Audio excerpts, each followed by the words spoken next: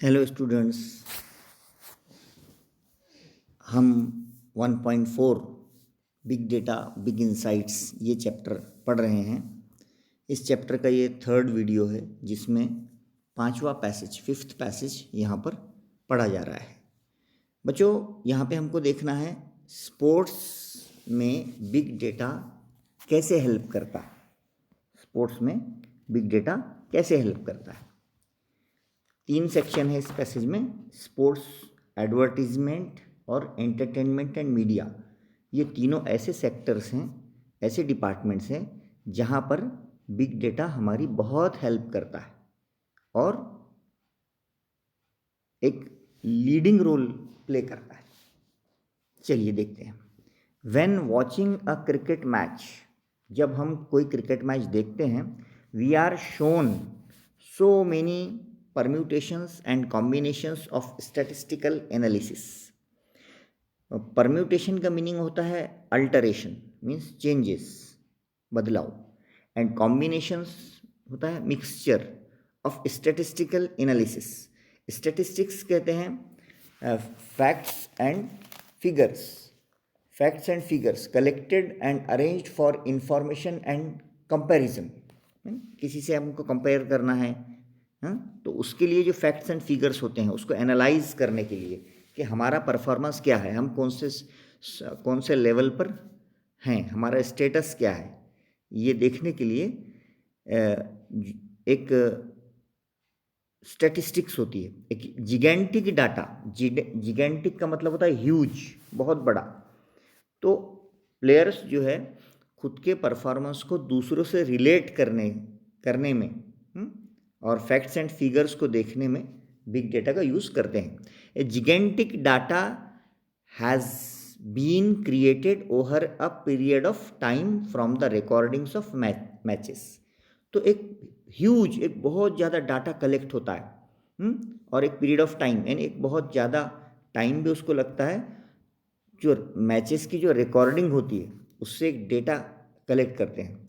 Training sessions, training players की होती है, उससे डेटा कलेक्ट करते हैं, कौन सा प्लेयर कैसा खेल रहा है, वो कैसे वर्कआउट कर रहा है, कैसे एक्सरसाइज कर रहा है।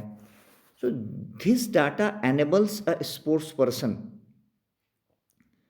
टू स्टडी हिज परफॉर्मेंस, है ना। यहाँ पे द डाटा है तो द डाटा नहीं होना चाहिए, यहाँ पे धिस डाटा होना चाहिए।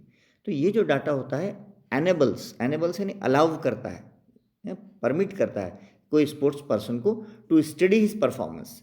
फिर वो डाटा को देखकर वो अपने परफॉर्मेंस की अपनी स्टडी करता है, कंपेरिजन करता है, as well as of the other players, दूसरे प्लेयर्स से वो कैसे अलग खेल रहा है, उसको कैसे खेलना चाहिए वर्ल्ड वाइड, है ना। हाँ, पूरी वर्ल्ड वाइड अपनी रैंकिंग को देखता है कि वो कौन से स्पॉट पर खड़ा है। इसको स्टैटिस्टिक्स कहते हैं। It has ट्रेमेंडस in huge helped, बहुत हेल्प किया है इन इम्प्रूविंग इंडिविजुअल के परफॉर्मेंस को इम्प्रूव करने के लिए, यानी खुद की जो उसकी जो विशेषता है उसको बढ़ाने के लिए, as well as a team's performance. तो जब एक प्लेयर माइन्यूटली ऑब्जर्व करेगा और दूसरों से अपने आप को कंपेयर करेगा तो जाहिर सी बात है उसका और खुद का और टीम का भी परफॉर्मेंस अच्छा होगा।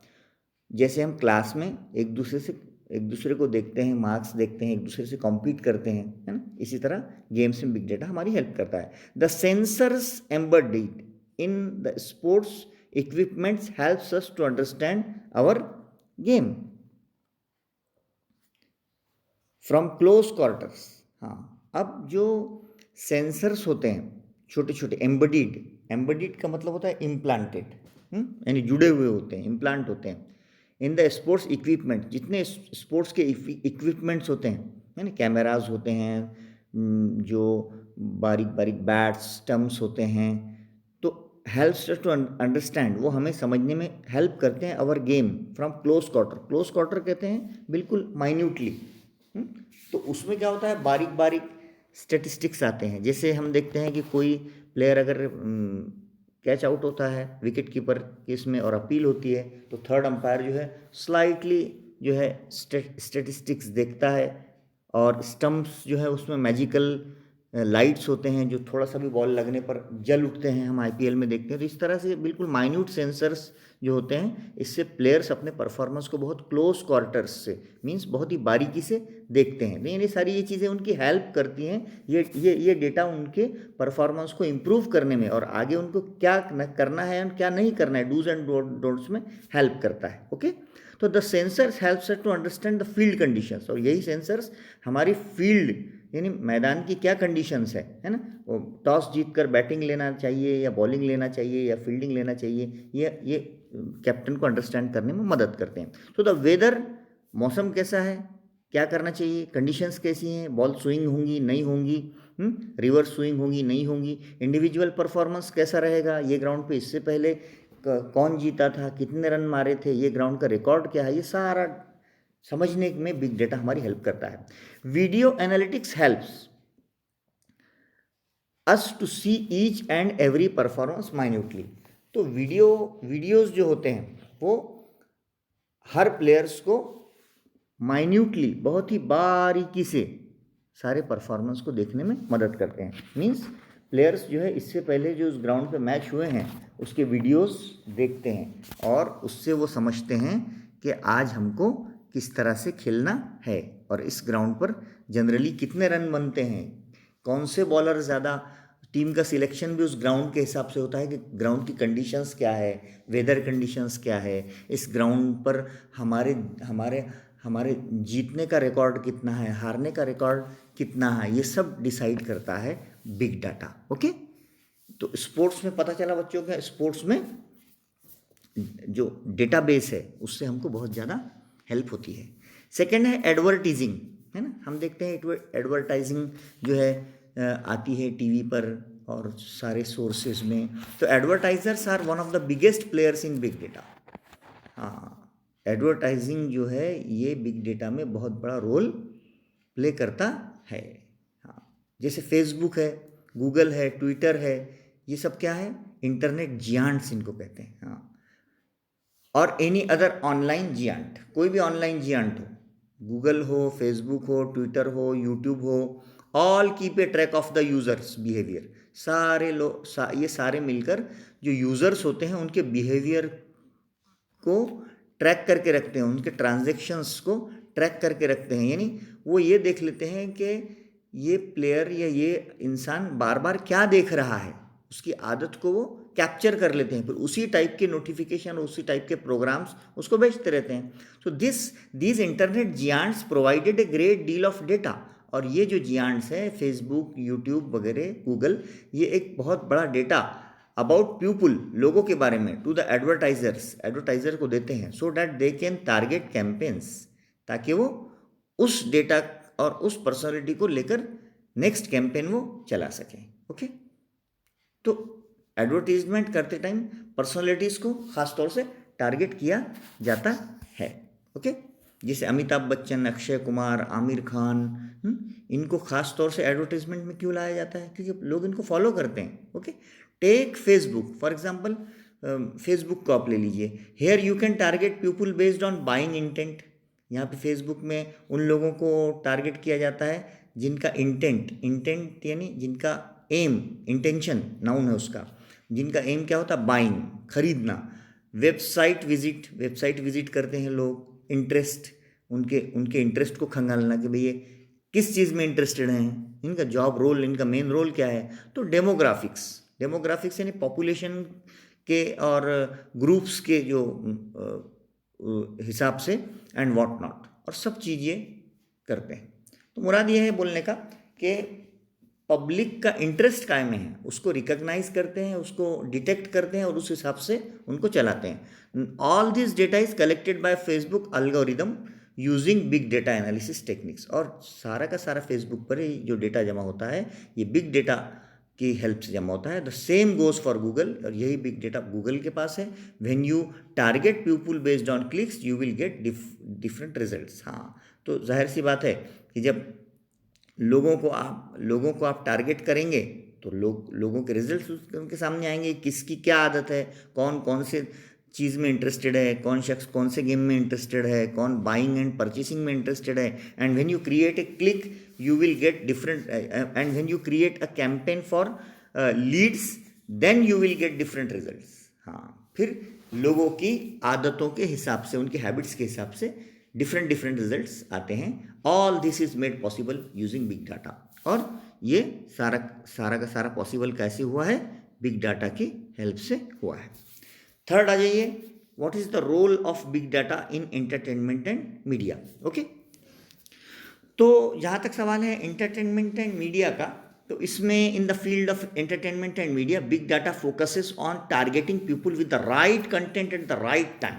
हाँ, तो यहाँ पर यह होता है, आपने देखा होगा कि एंटरटेनमेंट में ज़्यादातर फोकस होता है राइट टाइम पर राइट प्रोग्राम बताया जाए, है ना। जैसे सीरियल जो होते हैं वो कुछ आफ्टरनून दोपहर में बताए जाते हैं और कुछ रात में बताए जाते हैं। क्यों? क्योंकि पता है उनको मॉर्निंग में लेडीज़ को काम होता है, बच्चे स्कूल चले जाते हैं, इसलिए ज़्यादा उनको टीआरपी नहीं मिलेगी।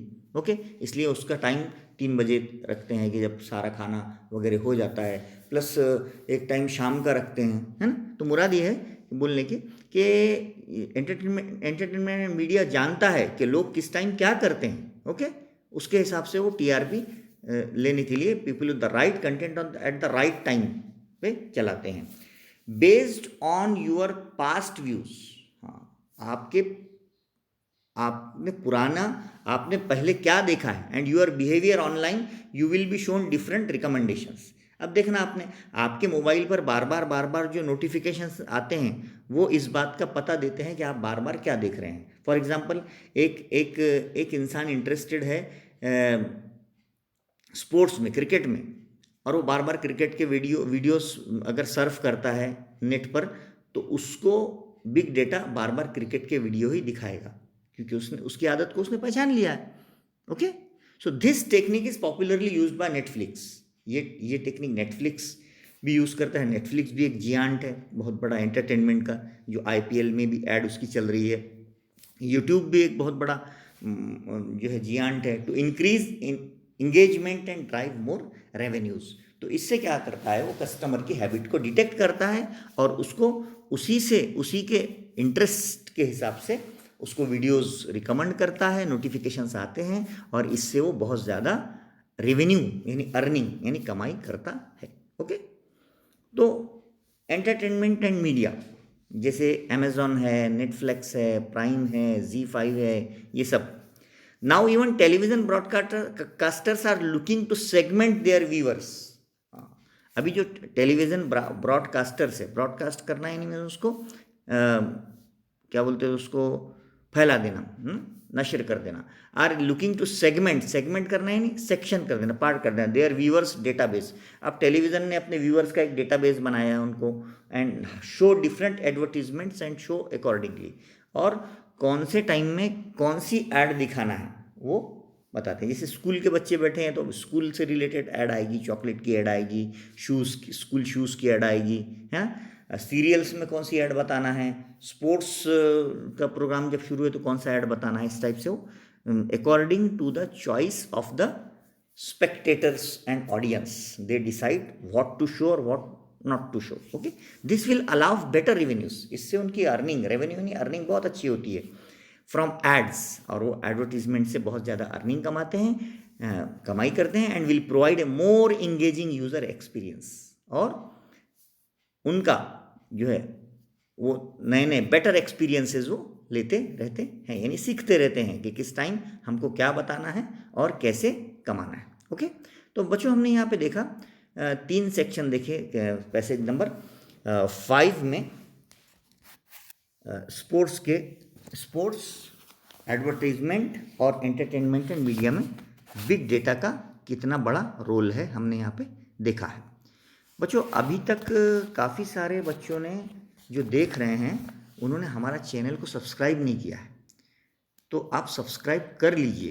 इसमें आप बहुत फ़ायदे में इसलिए रहेंगे कि हम राइटिंग स्किल के बीच बीच में बहुत सारे वीडियोस डालते हैं और आपको पता नहीं चलेगा। इसलिए आप सबसे पहला काम ये कीजिए कि आप हमारे चैनल को सब्सक्राइब कर लीजिए, ताकि डिटेल्ड इन्फॉर्मेशन आपको और आपके फ्रेंड्स को रहे। ओके, अभी कर लीजिए आप। चलिए हम इसकी एक्टिविटीज़ आपको सॉल्व करवा देते हैं। पेज नंबर 50 है हमारे पास, हम नवनीत के बुक से इसकी एक्टिविटी सॉल्व करवाते हैं हमेशा। ग्लोबल अंडरस्टैंडिंग का पहला क्वेश्चन है, describe the ways used to create a huge database in sports. Way means method, कौन सा मेथड है जिसके जरिए स्पोर्ट्स में एक बहुत बड़ा डेटाबेस तैयार किया जाता है। तो जाहिर सी बात है, huge data has been created over a period of time from the recordings of the matches. हाँ, डेटाबेस कैसे तैयार होता है? Recording of the matches, training sessions and workouts. Okay, हाँ, यहाँ से ये डेटा तैयार होता है। सेकेंड है, the database collected can help A sports person. कैसे हेल्प करता है, एक्सप्लेन कीजिए। The database collected enables a sports person to study his own performance। वो अपने परफॉर्मेंस को स्टडी करता है, as well as data of the other players world wide दूसरे प्लेयर्स से अपने परफॉर्मेंस का कंपैरिजन करता है। It also helps in improving individual as well as team performance. Okay, third है, state the use of video analytics. Video analytics के जरिए player अपने परफॉर्मेंस को कैसे इंप्रूव करता है? Video analytics helps one two see each and every performance minutely. हाँ, बहुत ही क्लोजली, माइन्यूटली, बारीकी से जो है बहुत ही ऑब्जर्वेशन खुद के परफॉर्मेंस को करता है। Name the internet giants. अभी पढ़ते पढ़ते बताया हमने इंटरनेट जियांट कौन से हैं यहाँ पे। फेसबुक है, गूगल है और ट्विटर। ओके, कॉम्प्लेक्स फैक्चुअल में list the ways in which sensors helps a person, है ना। सेंसर्स किसी भी प्लेयर को कैसे हेल्प करते हैं?